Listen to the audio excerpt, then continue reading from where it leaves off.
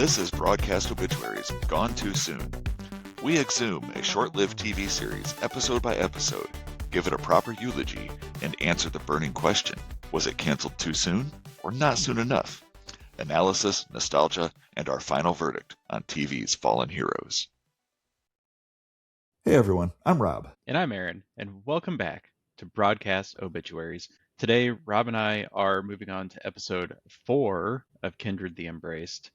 I love this title. Live hard, die young, and leave a good-looking corpse. Yeah. Yep. This episode aired April 17th, 1996. Let me read the summary, just so everybody has this in their head. Lily must deal with Zane. I hate that name, by the way. Zane. Ugh. The rebellious, newly embraced young rocker she sired. Zane's insatiable desires threaten the kindred secrecy when he becomes involved with Caitlin and Sasha. Whoa. I gotta tell you, okay. His involvement with Caitlin and Sasha, not what I thought it was gonna be. Like, well, excited about that description there? Like, oh, well, no, not like in a pervy way. But I was like, okay. this guy's gonna romanticize both of them, but it's not really like that. No, not with Caitlin. No, yeah. So, although I think he would have. Just saying. So, hey, do you have some kind of personal grudge against someone named Zane, or what's your deal? Why do you hate that name? I don't know. I'm just not a fan of the name, I guess. Just seems weird. I mean, if it was somebody like a real person in real life, it'd be fine. But for characters in TV shows and stuff, it's like super douchey. I don't know. Okay. Yeah, that explains why you named your son Zane, but you dislike it here. I get it. His son's name is not Zane. You're right. I always find the names that I dislike the most from media, and that's what I want to name my kids. So Cool. I like it. Smart. Yep. So, hey, you really like the title of this episode, Live Hard, Die Young, and Leave a Good-Looking Corpse. Do you know the origin of this expression? I don't. I didn't even know it was an expression. Never. Okay. No, I thought they made it up for the episode. I thought it was just the... No. Okay. It's actually a saying that was attributed to James Dean. So it was... I didn't know that. It actually came out a couple years before he became pretty popular. It came out in 1947 in a novel, which actually then became a movie, but they were both called Knock on Any Door, and it was an expression in that book and movie. And James Dean kind of adopted it as his own life motto, which kind of fit his persona as the rebellious youth icon of his day, which he then sadly also lived out. You know, he lived hard, and he died very young and left a dang good-looking corpse, I imagine. I didn't see it, but I don't know. How did he die? Do you remember how he died? Car accident. It was a car accident. Okay. He was into fast cars and driving and just living. It might have been a motorcycle, honestly, now that I think about it, but it was a vehicular accident for sure. And just so I don't look like a total idiot, I'm going to look it up real quick because I didn't do that for some reason. Yeah, I knew it was something vehicular, but yeah, I always remember him seeing pictures. He was 24. Of motorcycles. He was 24. Yeah. I see him in race cars too, but yeah, he's only 24. He became very popular very fast. He was traveling to a sports race car competition when he was involved in a car crash. So out in California. That's wild. Yeah. So, he lived hard and he died very young. And, but that was literally his motto. Like he would say it and then he literally lived it out. Pretty sad. Yeah. Also, I think it was just last week we pointed out Bob Ross from The Joy of Painting as a nearby local Hoosier. Go Hoosiers. Hoosier. That's right. James Dean also from nearby, Fairmount, I believe. Fairmount, Indiana. I didn't know that. Yeah, it's very close to Muncie, where Bob Ross is from. Also, Jim Davis. That's right. Also the home of Jim Davis, both in Muncie, him and Bob Ross. Very close by is Fairmount, Indiana, which is where James Dean was from. So, well, I didn't know that. Apparently, Hoosier. That's right. Apparently, I knew nothing about James Dean. So, I know very little, and it astounds me how little you know. So it's crazy. Very little. Both. I don't even know. Not very well versed. Yeah. I don't even know if I've ever seen a movie or anything that he's done. Yeah, I know I've seen Rebel Without a Cause. Yeah. That was like one of his really big ones. That came out in 1955. I think that's the year he died, actually. James Dean. Yeah, 1955. Same year. So, and I think that's one he was known for motorcycles. That was what was going on in that movie. That's but probably yeah, what. it's funny. We are both very well conversed in roughly 30-year-old pop culture, but 70-year-old pop culture we are not so great on. No, Yeah, none. Yeah, we'd have to have our yeah. parents on or something to cover that. We really would. My dad would probably remember this, even though he was only 5 at the time. Oh, but, yeah. He probably My could have dad told you, would. or my mom. Yeah. Yeah, my dad would crush it on old TV shows, especially old westerns. Oh, yeah. Yeah, if we ever watch an old western, he's got to be a guest. Nice. I Yeah. like it. All right. Anyway, so yeah, I just thought I would provide that little tidbit on that saying. Yeah, that's interesting. I had no idea. Yeah. And it's funny because I've got a note in here about a saying that gets used in the show that I didn't know was a saying, and I had to look it up. So funny that I'm not sure I caught it. Okay. Yeah. Well, we'll get there. I'm not going to get spoilers. Okay. Yeah. All right. All hey, right. As long as we're talking about 30 and 70-year-old pop culture, would you mind if I took us back in time? Yes, please. I was just going to ask you to take us back in time. Awesome. Hey, so let's go back in time then. Back in time. Back in time. Back in time. The tricky thing about our back in time for this season is that if you remember when we did our first season, we were talking Earth 2. We didn't really start regular back in time segments until the second half of the season. Like we kind of started them at the beginning of 1995. Once it got to that point, the show was not coming out at a regular cadence. There'd be at least 2 weeks between most episodes, if not 3 and occasionally 4, which meant there was a lot of change in the charts, the box office, everything. These come out every week. So there is not a ton of change sometimes. So for this one, instead of looking at the charts or the box office, I looked at albums that were released for this week. Okay. So this episode came out April 16th, 1996. These are all Monday or Tuesday of this week here. So the first one that we're going to talk about, we're not even going to talk about it long because we mentioned it last week already, but it is Rage Against the Machine's second album, Evil Empire. And that did feature the song Bulls on Parade, which we discussed last week. Yep. And that was a pretty big album. I don't know that it was honestly one of their bigger albums, but Bulls on Parade is definitely one of their bigger songs. Definitely a mega hit right there. Yeah, it's a good one. It's really good. I like that whole album. Okay. Have you listened to it?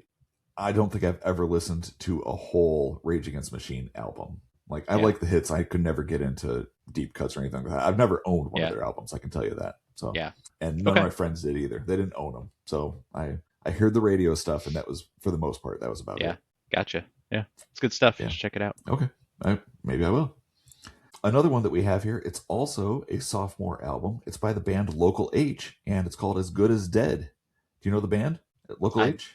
I don't. They have a song that I bet you know. It's called Bound for the Floor, and you probably don't know it by the title, but I think most of us know it because it's the song that uses the word copacetic. And there's only one song in the world that uses the word copacetic. You said that, and I started singing it in my head. That's perfect. Right. Okay. It's the copacetic song. Right. Yeah. That's them. I had Local H. I don't know if I ever knew. Yeah. That was who sang They're it. pretty cool. Okay. They're still around. They still put out albums. It's just 2 guys in the band. And they make a lot of noise. And actually, I think this album, no, it was a different album. But they also had a song called The Kids Are All Right. And it's about a band who goes to put on a show and they suck. And I know that song. It's a funny song, but it's not a humorous song, but it is kind of funny. And it's a good song. They had an album just a few years ago. It's called 12 Angry Months. And I don't know if it was popular or not. I didn't look it up for this, but I had the album, or heard it at least. And it was it's like a theme album. Like, it tells there's 12 songs. 12 Angry Months. Each song was a month, and it told one cohesive story of a guy who broke up with his fiance or girlfriend or something. And it goes through like all the stages of his life basically over the next year while he tried to recover from that. And some of their best music is on that album. And I mean, as a, one whole story that it's telling, it's fine, but some of the music on there was just amazing.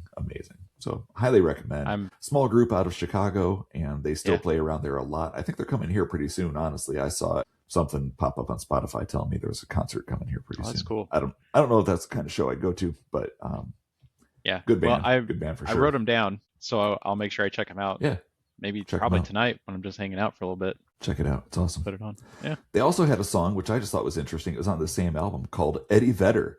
That's the name of the song. That's interesting. Is it about Eddie Vedder? I think there's one line in it that says, "Would you like me if I was Eddie Vedder?" And it was kind of about how the grunge music was overtaking everything. It was about music, basically. And they were saying if they weren't making grunge music, they were kind of being pushed away to the side. Like that's what everybody wanted at the time was grunge. And it wasn't like ragging on Eddie at all. Like they love Pearl Jam. Which is, it's funny, that's a band I also don't think we've discussed on here ever, yet it's still one of my favorite bands. It's just never had an opportunity to come up. But they weren't ragging on Pearl Jam or anything. They were just using them as the example of grunge music. It's the real life situation at the time. If you weren't grunge, they didn't want you.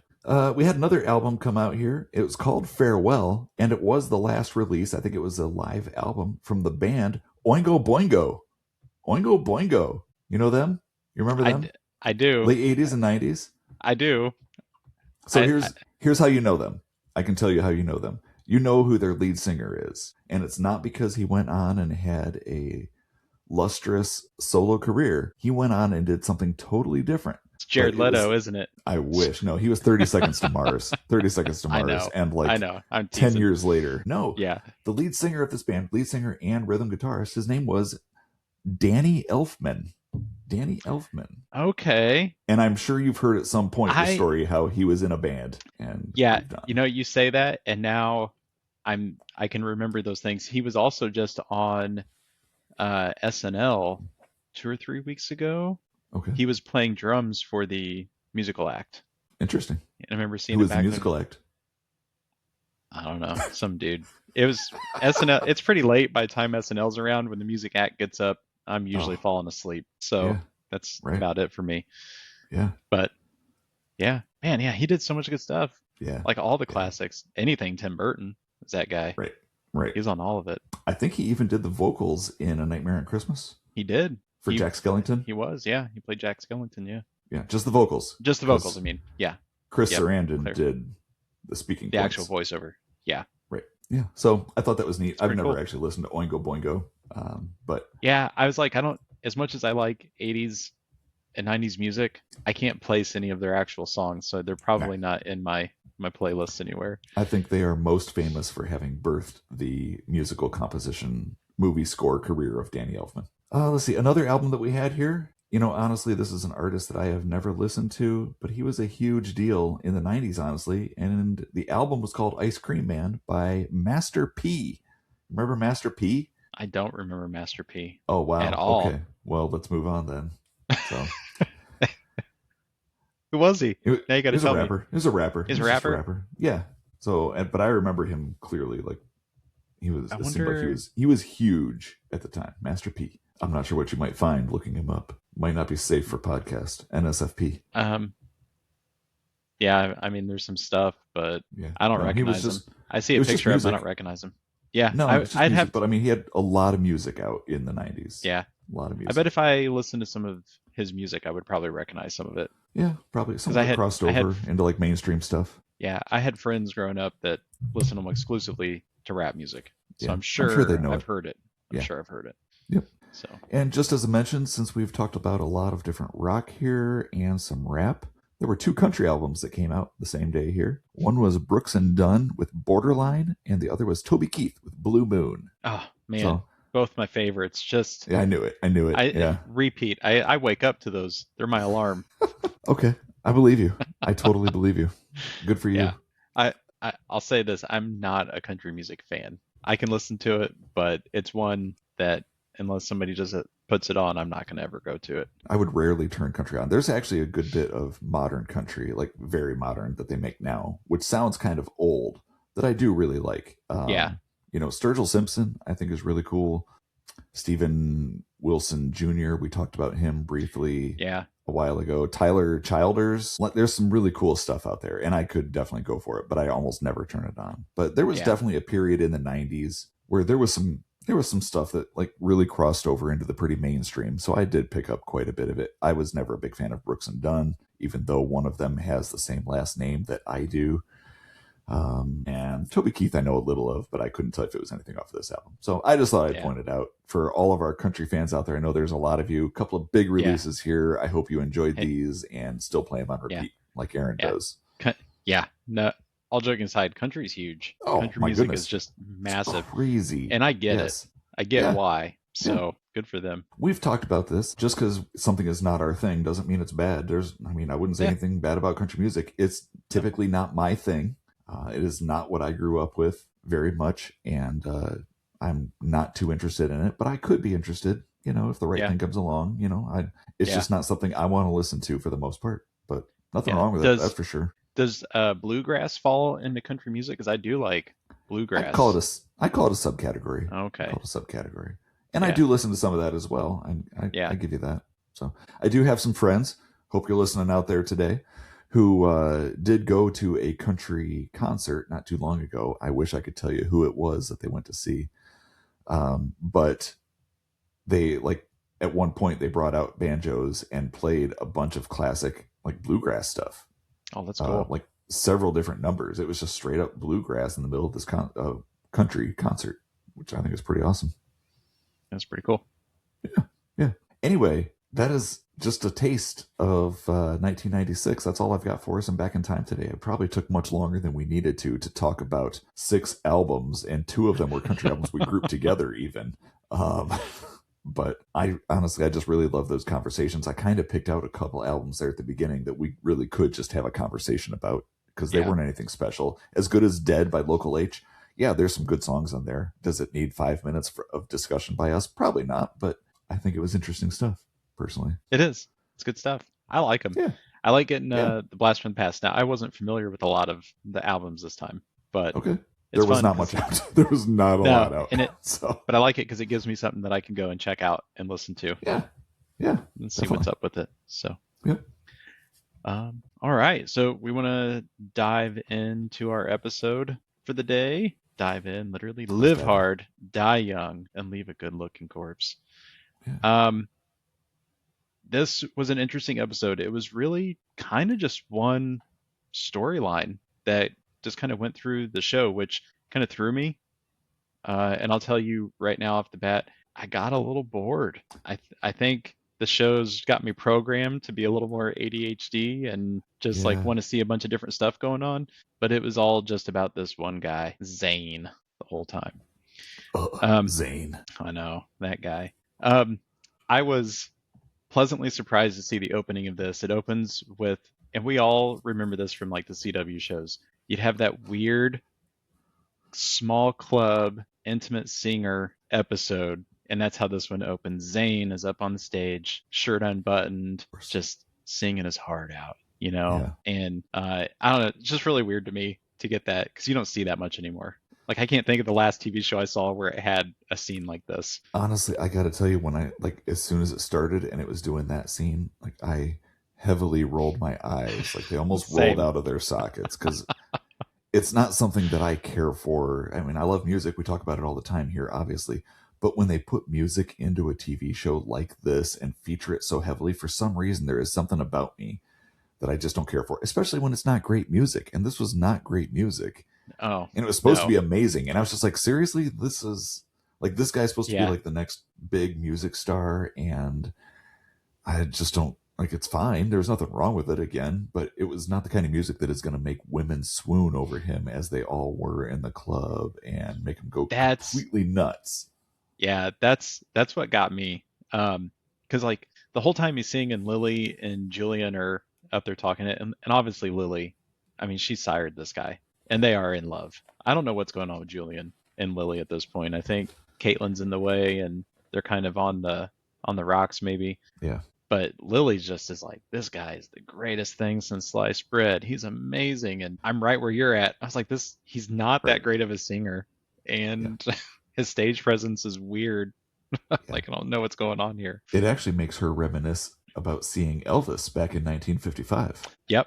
She doesn't say he's the greatest thing since Elvis, but it makes her think of Elvis at least. Yeah. That was a nice moment too. They share that, Julian and Lily. They talk about that. Yeah.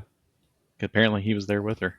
So a lot of this, I think this episode kind of centers around Sasha and Cash and their relationship. Sasha shows up at the Haven and immediately starts making eyes at Zane, and Cash is there and sees it and gets a little weird. I don't know, Yeah. not much to say. It's just it's gonna be one of those weird love triangle episodes. Yep. I will say when she comes into the club, she says something to one of her bros, the Bruja bros that she's with.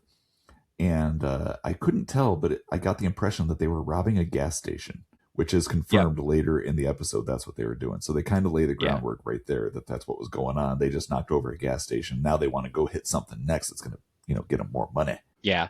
And so we can just go through that because that's kind of a short storyline. So it is. Sasha's very rebellious in this episode.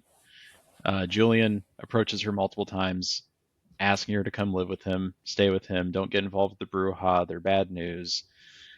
They knock over a gas station, and then they go for what I assumed was a Chinese gambling parlor. Yeah, the Tongs. The Tongs, yeah. So they're like triad or mob or something, I don't know. Right. Yeah. Right. But they go through that robbery, and Sasha's mask gets knocked off her face, and one of the gamblers really takes a long time to look at her and remember who she is. Like, he remembers that face. But it all comes back to her. Julian's like, you can't keep doing stuff like this. The Tong, they'll kill you, And she just doesn't get it. She's just plain rebellious. So plus she's risking the masquerade. It's true. For all of them. That's what it always comes back to. Everything is about the masquerade. Yeah. So we'll touch on that a little bit more as we go through, but it's kind of... That's most of that storyline, honestly. I think that's pretty much it. So I think at the end of it, like, Julian tells her that he paid off the Tongs. He gave them back all the money that she stole from them. Yeah. And that's really about all we hear from that whole storyline. There's definitely some interaction between those two, but it has more to do with the other storyline. So that's really all there is about her being kind of rebellious and being a crook. Yeah, she's rebellious in other ways, but still, that's about it for that. Yeah. I could have used more of that storyline, honestly. Yeah, I would have liked to see more of that, her with the Bruja. I think that would have been fun. Like I said, this one turned into a little bit of a one-trick pony for me. So, we're still at the Haven. We spend a long time there at the start of this episode. We get to see Zane. You learn that kind of Zane is doing his own thing. He's his own kindred, if you will. He's going to do what he wants. And Julian kind of tells Zane, because he sees it. He's like, this guy, rock star mentality, he's not going to be any good for us. And Julian tells him at one point, if you're going to play in my city, you're going to play by my rules. And Zane kind of rolls his chiseled jaw, eyes, and everything at him. And you just know where it's going to go. Yeah.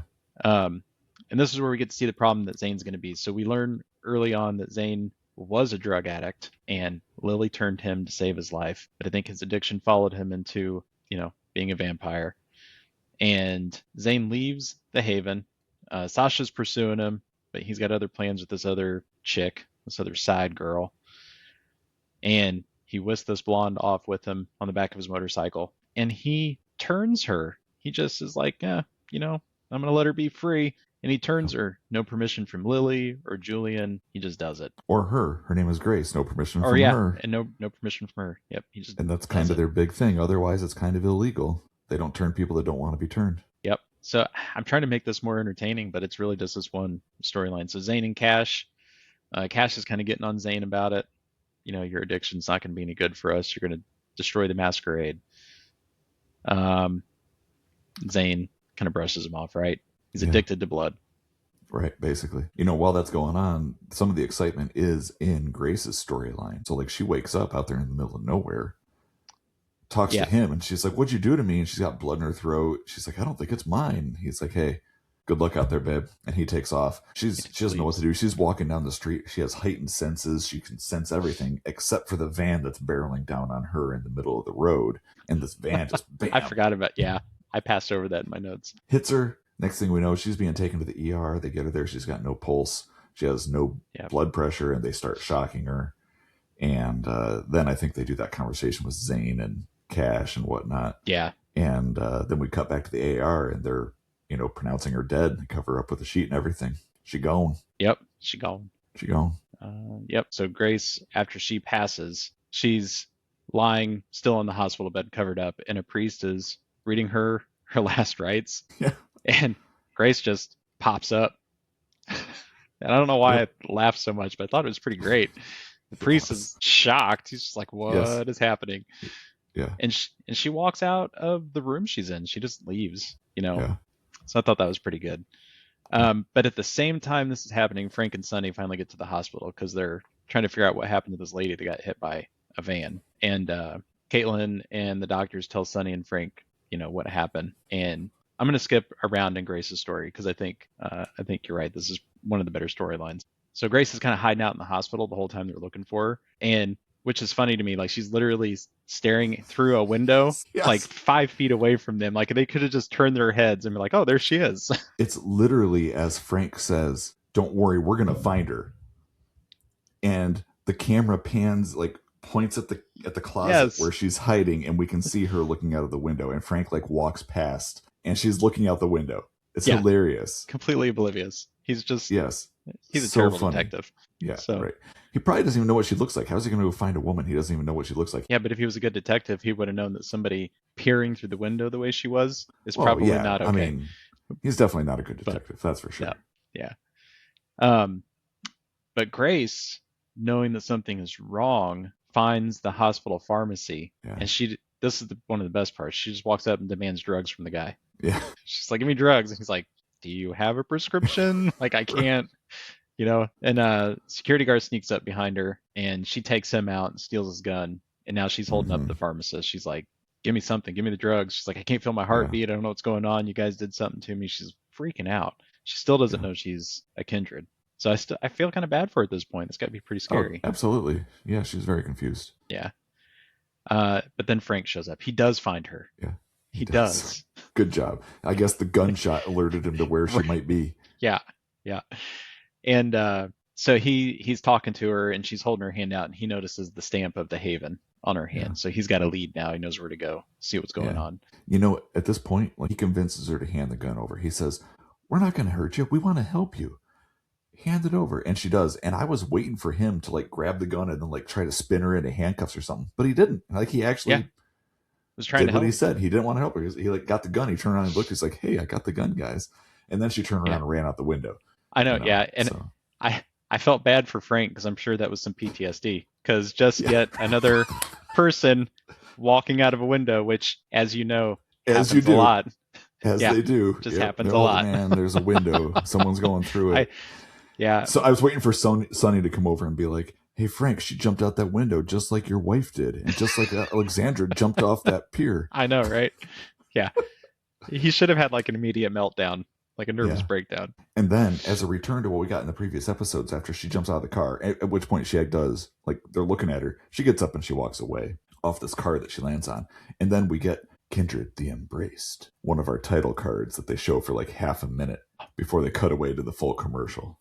Yeah, and I thought it was funny. Yeah, the YouTube cut's really funny too because the even after the title card disappears, you just get a full 5 seconds just dark. Yeah.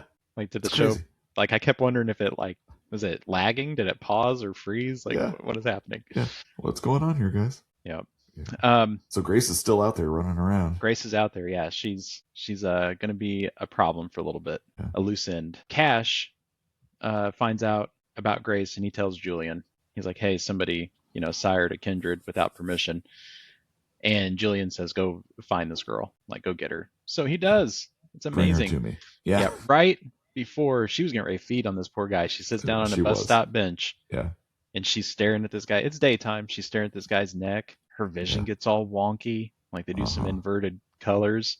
Yep. And this poor guy's dead. Zooming in right on his neck where the artery's at. It looks good. Yeah. She's like, And then Cash rolls up on his motorcycle. Yeah. And they don't talk. They don't interact. Nope. And the next scene just he just has her. Yep. So she goes and talks to Julian and basically tells her, Zane turned me, Julian knows it. And Julian is not happy, miffed. No. He lets her feed on him. She does because she can't understand. Yeah, she can't understand what's going on. He's trying to explain to her what being a Kindred is. And I like this next scene here, which is this is part of Grace's storyline here as well, but it's down at the police station where Grace's dad is at. He's reporting her missing. Frank's there. He's trying out a turtleneck. Did you notice that? Yeah, I got that. I was like, that's an interesting, and it's not just a turtleneck. It's a turtleneck with a sweater over it and a blazer. He was double sweatered. He was. He was staying warm out there in San Francisco. Yeah. Like, It looked so weird for him. yeah, it's not been his character. He typically runs around in like a unbuttoned short sleeve shirt or a t-shirt or something. Yeah. And now he's all dressed up like he's going to the opera. Yeah. And he stays like It's that very the rest of funny. the episode. Yeah, he's I didn't trying out catch that that. turtleneck. I liked it. Yeah. Yeah. I thought it looked ridiculous. I couldn't Yeah, believe me he too. was like, That's why he I was liked like, it. oh, okay. He's double sweatered up. Super Yeah. weird. It I was don't so get it. goofy. Yeah. That's the best do. thing about that scene there. Yeah, and I do have in my notes, why is he wearing a turtleneck and a sweater and a suit jacket? He looks ridiculous. That's Yep. what I put. Yep. So Frank goes to the Haven. He's going to question Lily about Grace. What did you think of this Frank scene? and his turtleneck go to the Haven. And his turtleneck. His turtleneck is now a person. Yeah. It's like his new partner. They talk briefly, and it's like Frank immediately suspects Zane, who is, I think, singing again on stage or something. He does. But I think, is immediately like he's got his eyes on Zane. He has no reason to suspect him at this point, but he does. Yeah. Lily comes over, and they flirt a little bit because, Frank likes to flirt with the vampires that he has sworn to destroy. He And does. Julian comes over, and then he and Frank agree to work together on this one. And my note here was, it sure seems like they work together on every case. All of them. So I really thought Frank and Julian were like mortal enemies, even though Julian was sworn to protect Frank, but Frank has sworn to bring down Julian, yet they just continue to keep working together. Yeah. I just don't understand the dynamics. Yeah. I think it's just going to be more of that. Like Okay. the whole show. Yeah. Okay. Yeah. That makes sense. Grace confronts Zane, and he kind of just blows her off. You said I had nothing to be afraid of. Look at me. You turned me into a damn monster. You look pretty good to me. I didn't want this, you son of a bitch. Frank sees this confrontation at the Haven. Okay. So that's where he decides to go after Zane. So he follows him out into the alleyway. And this is kind of where all the stories merge. So this is where the Frank and Grace story merged to Frank and Zane's.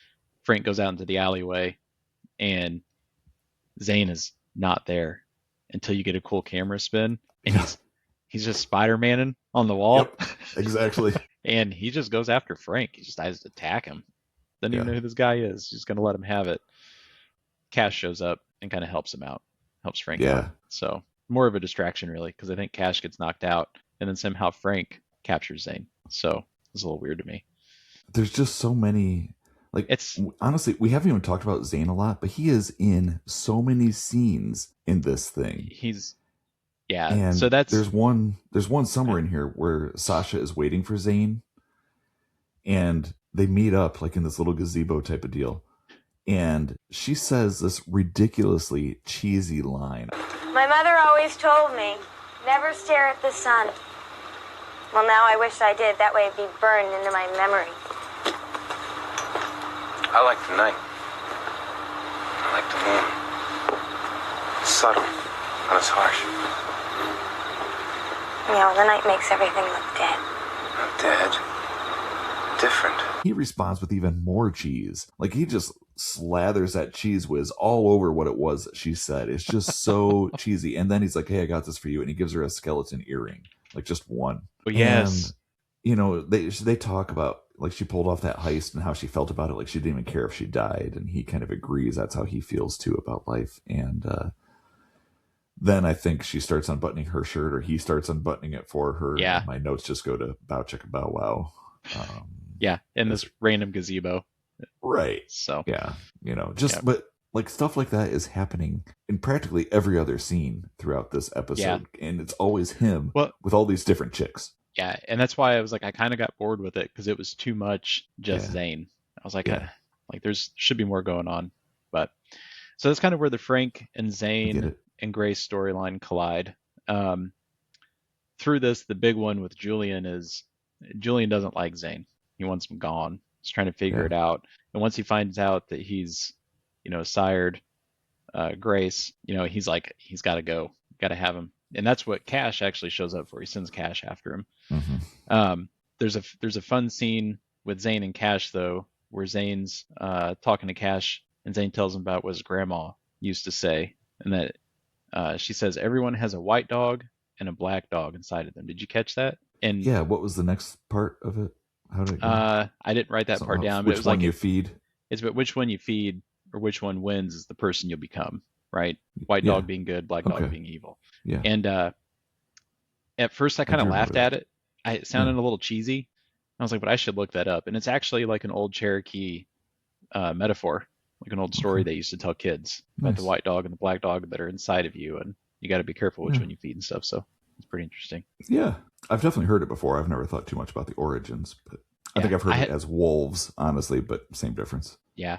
Well, I had never heard it, and when Zane said it, I did laugh at him. I laughed hysterically because it sounded ridiculous coming from him. Well, it's because everything he says is covered in cheese. It is, yeah. Which, don't get me wrong, I admire that. I, bring the cheese, but it gets a little old after It a does. while. Yeah, especially with this guy. Yeah. He's just a very unlikable character. He is.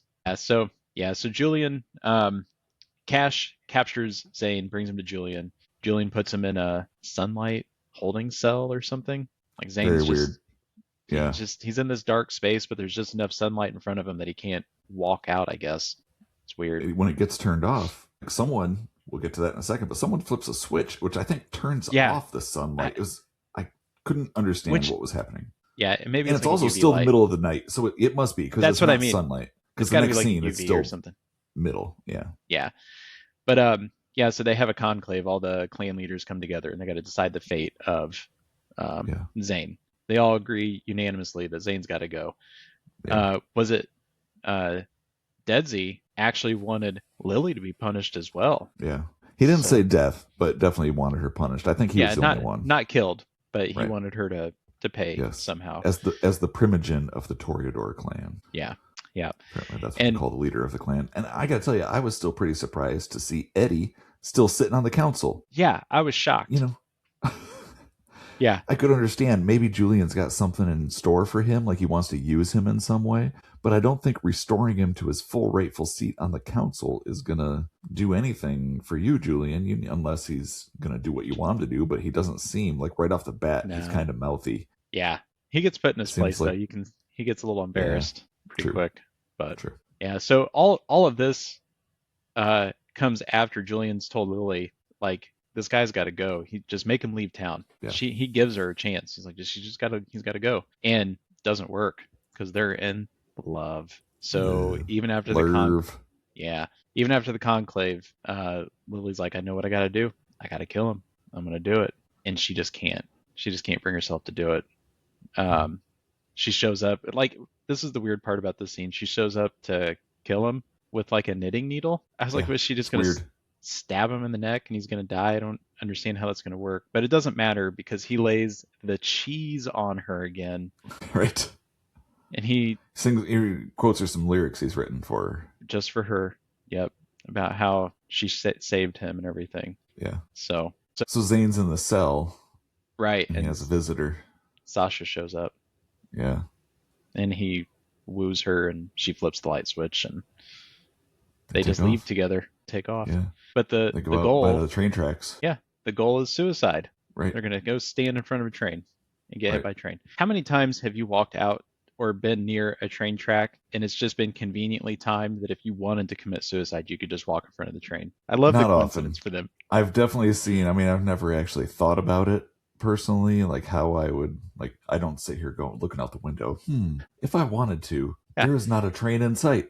I haven't really thought about it, but there's the rarity of a train when you need one. Yeah, it's like there's a 1 a.m. freight train. If we hustle, we can catch it. We can catch it. It can catch us. Yep.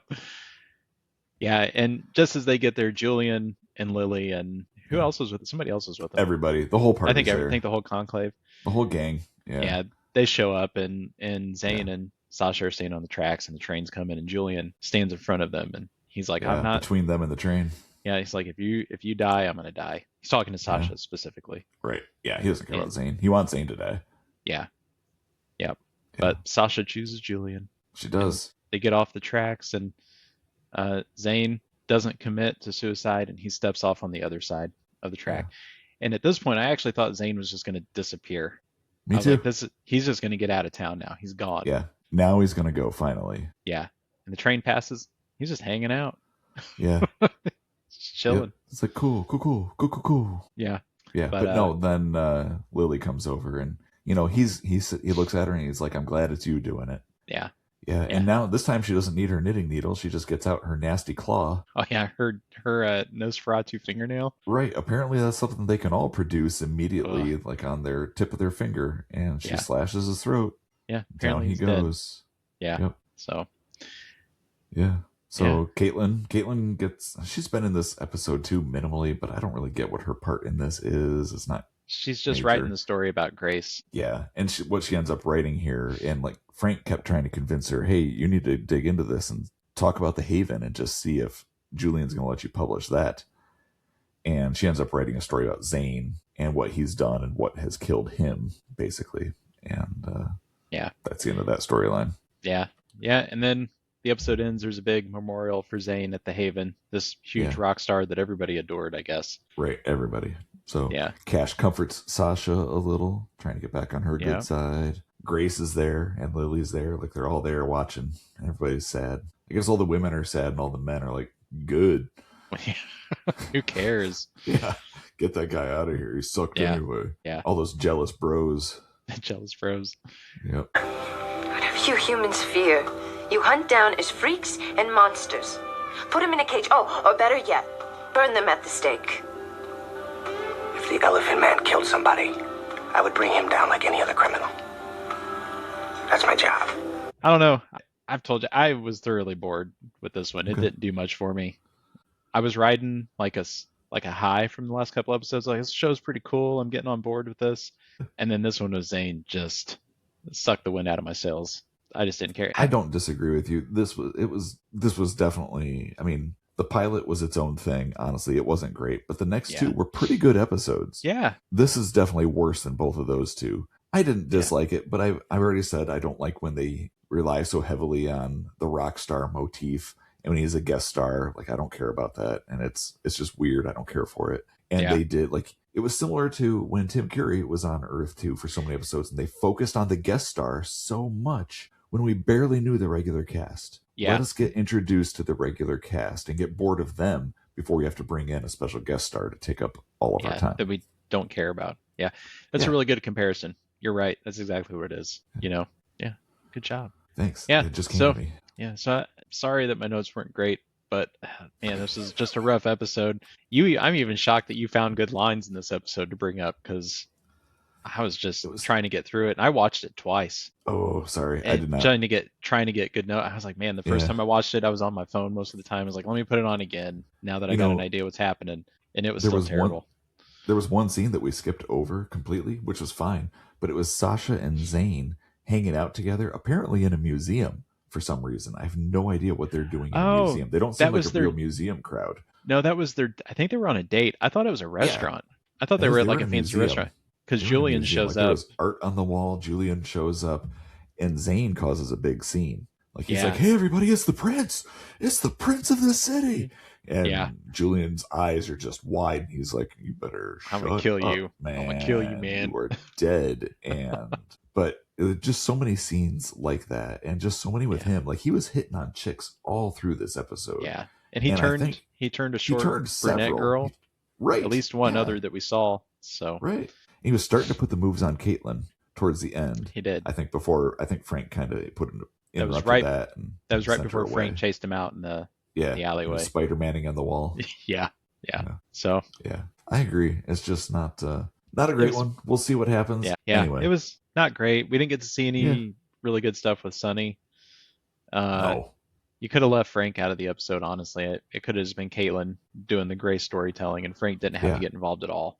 One or the other. Didn't need both. Yeah, it was too much. So but they're both main characters in the show, so they have to make at least 3 minutes worth of appearances in the show. And apparently Frank and Caitlin are best friends, even though they we're pretty sure they just met for the first time in the last episode. Yeah, in Romeo and Juliet. Yep. I don't know. Yeah. So I don't know. That was this episode. Watch it if you want. Don't. It's fine. It doesn't really have anything to do that changes the story that we've seen so far. I wonder if they were in a slump because they just ended or kind of ended Eddie Fiore's like he'd been the heavy hitter up Right. to that last episode, and then he kind of was Maybe. taken out of the picture. So it was like, what do we do now? So we got a weird filler episode that we get sometimes in these series, you know. What maybe, you know, starting with the next one, maybe we finally move totally away from Eddie Fiore and something new. Well, let me read Something- you the summary for the next episode. Okay, great. Thanks. Let's hear it. Episode It's is called 5, right? Episode 5, The Rise and Fall of Eddie Fiore. Oh. Yeah, so no luck So for it's you not there. a new story arc. No. This says, Okay. as Eddie plots Julian's death, and a jealous Lily plots her revenge against Julian and Caitlin, a mysterious assassin known as a shape changer uses Cash and Sasha to get to Julian also. So Okay. everybody's after Julian in this next Yeah. one. So this is probably They a good really one. are. It's probably going to Yeah, be a good one. it sounds pretty good. Honestly, that sounds Yeah. pretty cool. I want an episode where we get to see Julian be the prince, where he can just like lose it and just kill some vampires and like Right. prove why he's in charge. See it. Kind of like how we didn't get to see Darth Vader in all of his awesomeness until the last 2 minutes of Rogue One, which came out like Yeah. 40 years after A New Hope. Yep. And we finally get to see him kicking butt and like just have this terrifying moment where you realize the full awesomeness of this, Yes. you know, ultimate bad guy. That's what Yep. I want to see from Julian. I want to see him go full vampire and not have to rely on his bodyguard or Yeah. a conclave. Just go, you know, Just go do it. kick some butt and take some names all on Yeah. his own. That'd be awesome. Let's see you do some vampire stuff. Yeah. I hope we get it. We have 4 more episodes. I hope we get it. That'd be great. Yeah. At least one of them. So, Yeah. Yep. So, we should have like a scale. How do we not have like a rating scale? I know. Kind of once in a while we would with Earth 2, but not too often. So what do you say, out of 10 or 5? What do you think? We'll go out of 5. We'll do out of 5. 5 stars. Out of 5. Okay. Out of how many out of 5 stars? Or vampire steaks? How many steaks? Okay. How many do you give steaks? this one? How many vampire steaks? Which uh, is not a cut of a vampire that you would eat. It is what you would use to kill a just vampire. to kill them. Oh, okay. Right. Like a 1. Cloves And of I feel garlic. Let's give it cloves of garlic. How many cloves of garlic would you okay. give it? Oh, well, now cloves of garlic. So makes me think the more cloves, the better, because we want to kill this thing. So right. Let's not do that. 5 cloves of garlic, because this was a stinker, and I want it dead. If we 5 go with cloves of garlic, steaks, that's a lot. Let's go steaks with, would be the same thing. Honestly, let's just call it teeth, right? Let's just call it not teeth. Let's call it stars. Let's say how many out of stars. We'll work on the rating scale. I overcomplicated this. We shouldn't do this on the fly. I shouldn't have gone with cloves of garlic. That was a terrible way to go about it. That was I my like bad. Yeah. Stars. Whatever the 5 rating stars. is, like 1. The worst. It was just terrible for me. I What do didn't you- enjoy it. What about the last episode? Just for some comparison. Oh, the last episode, Romeo and Juliet. I'd put that honestly, I'd put that at a 5. Okay. I think for this show, I think that was really Right. good. They had a lot of really Right. good storytelling going on, a lot of tight storytelling in there. It wasn't confusing. The pace was pretty good. A little less soap opera-y than the episodes we've seen. All right. Yeah. For my comparison's sake, I'd give the last episode a 4 because Okay. I assumed there's going to be better coming. But I really enjoyed it. I'd Ah, give it okay. a 4.5. We'll Okay. say. Yeah. This one, I would go with 2 to 2.5. Like, I did not hate this Oh, one. wow. I was Generous definitely of bored you. with it. I'm in a good mood. But no, 2 to 2.5 for sure. Like, Okay. it's the worst one aside from the pilot. I think it's probably still, that might even be worse than the pilot, honestly. Let's go 2.5 for the pilot. I'd give this one a 2. Wow. That's still generous. This is a stinker. Yeah. Yeah. But Yeah. I mean, 2 could be a stinker. If that's percentage, that's like 40%.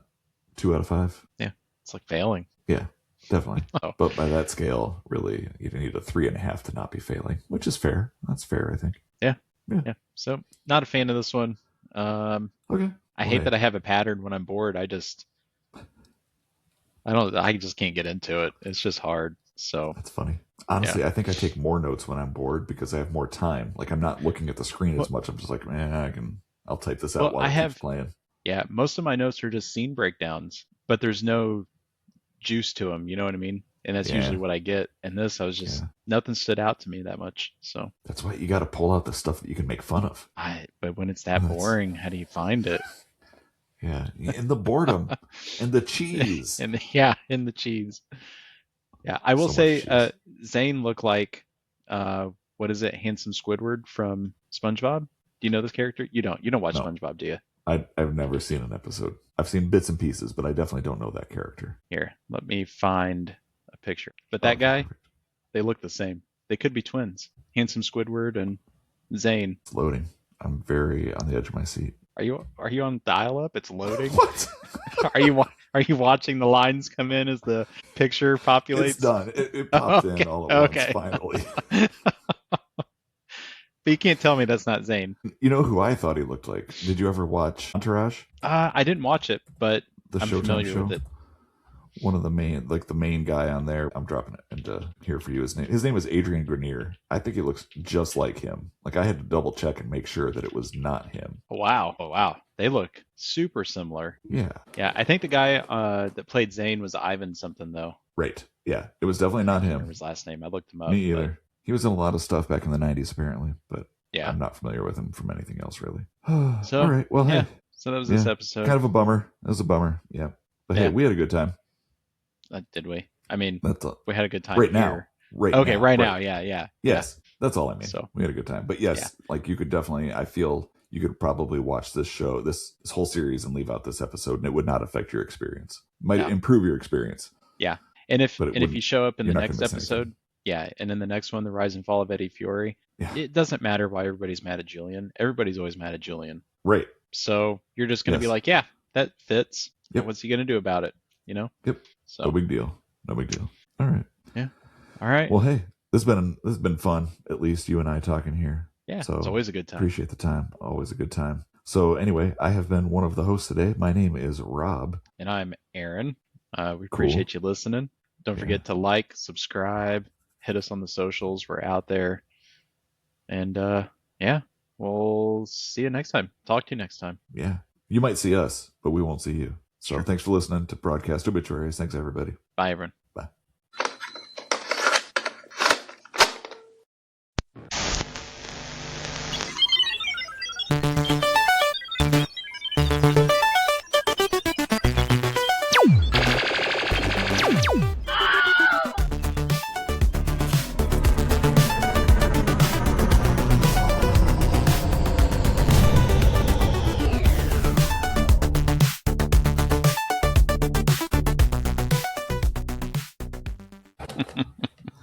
All right, and That's better. I set my headphones down on my keyboard, and they typed about 1,000 letter A's and a couple 66s.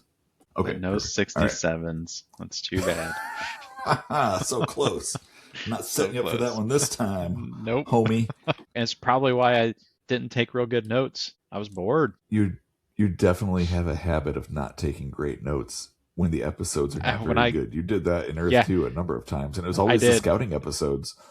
Every episode was scouting. That's all they did. And they were terrible at it. They never They got were so better. bad. So bad. Yeah. But yeah, I got to tell you, in preparation for this, when I started watching it, I actually accidentally started watching Night Stalker, which is the episode that got Oh. skipped. Yep. And it was not great so far. It was okay, though. I feel like what I saw of it, I watched maybe 20 minutes before I realized I was watching the wrong episode because I'm an idiot. But some of the descriptions to these episodes are so similar. It's hard to tell who is who, especially when you can't understand the names, and sometimes you can't hear what they're calling people. Oh, yeah. And in Night Stalker, this guy says his name, and I couldn't understand it. I was like, well, maybe he said Zane. I don't know. But where's his guitar? Why isn't he playing music?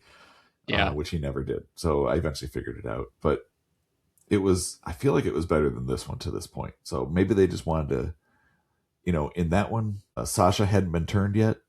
And it was like, that was one of the clues that gave it away to me. I was like, why is she still wanting to be with Cash? They already had their chance. And that's when I Yeah. put it together. But I think maybe they just skipped it because maybe it might not be the best episode, but also maybe they wanted to get her turned a little quicker, have her get into the vampire life. Yeah. And go from there. I don't know. Speed it along. Yeah.